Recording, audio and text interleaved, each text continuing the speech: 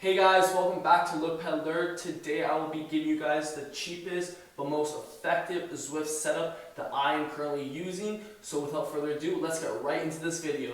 So guys, the cheapest way to get started on Zwift would be with a fluid trainer. If you don't know what a fluid trainer is, it's pretty much your back wheel rolls against another roller, and the difficulty depends on how fast you're pedaling. So if you guys are looking just to get into Zwift and indoor training, I suggest you get a cheap fluid trainer just to see if you like it. But that's all you need to get started. So guys, the next piece of equipment you're going to need is a speed and cadence sensor. And these can be picked up at your local bike shop. They're not too expensive. I got this one for around this combo pack for $100. But the speed sensor goes in the middle of the tire, which is called the hub, and pretty much it reads how fast your tire is turning and uploads that information to Zwift. And the same thing goes for your cadence sensor. It measures how fast you're turning your cranks, and pretty much that's called revolutions per minute, and that gets translated to Zwift also. So in order to use Zwift, you need both these sensors to give the information from this setup to Zwift. So it can pretty much replicate what you're doing on the bike to Zwift.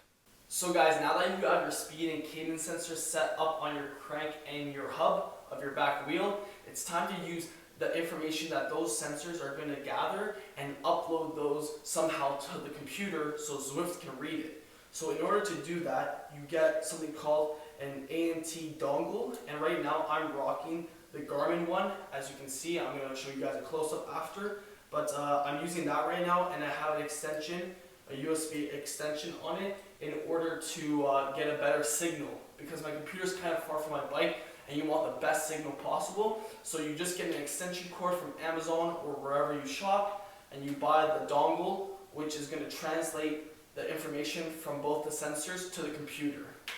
So guys, this is the Amt Dongle we will be using. Pretty much it's made by Garmin, and what its job is to do is to take the speed and cadence sensor information and upload it to the computer so Zwift can replicate what you're doing on the bike and create a 3D model. So pretty much its job is to take the information that your speed and cadence sensor is finding out for you and to replicate it on the computer so Zwift can simulate what you're doing.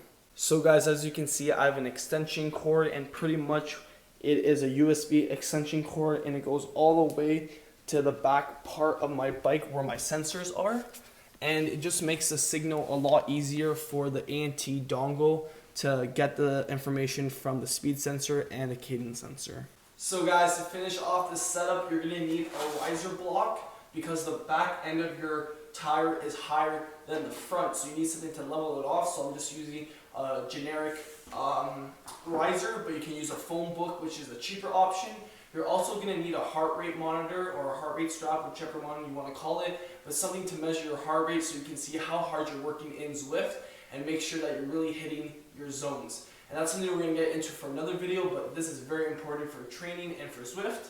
And lastly, you're going to need a fan, because you don't have the luxury of being outside to cool you off, because there's no wind indoors. So you need a fan to cool you off so you don't overheat.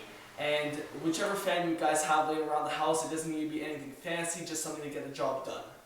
So now that we have our Zwift setup actually set up, we're going to try to connect all these things to Zwift, and I'm going to show you guys how to do that right now. So guys, in order to wake up your sensors and get them actually transmitting from the sensor, the dongle, to Zwift, you're going to have to ride your bike in order for the information to go from here to the computer. So you just basically get on your bike and you start pedaling. Once you start pedaling, your speed sensor and cadence sensor and heart rate will be connected to Zwift, and you will be able to ride the Zwift course right away. As you can see, I'm riding with Steve Cummings, which is a professional cyclist, but it doesn't matter as long as you're on Zwift. That's the main focus of this video, is getting connected.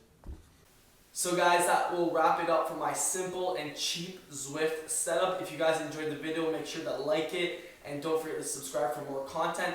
But until then, just keep pedaling.